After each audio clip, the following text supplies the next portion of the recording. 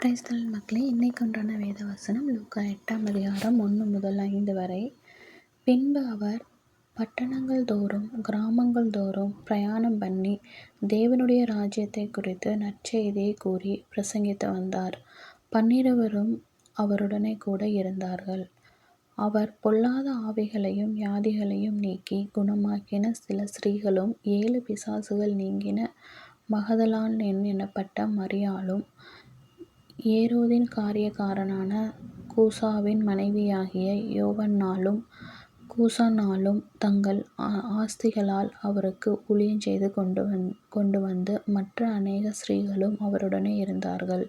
சகல பட்டணங்களிலிருந்தும் திரளான ஜனங்கள் அவரிடத்தில் வந்து கூடினபோது அவர் உவமையாகச் சொன்னது: விதைக்கிறவன் ஒருவன் விதையை விதைக்கப் புறப்பட்டான். அவன் விதைக்கையில் சில விதைகள் வழியருகே விழுந்து மிதியுண்டது. ஆகாயத்துப் பறவைகள் வந்து அதைப் பட்சித்துப் போட்டது. ஆமென்.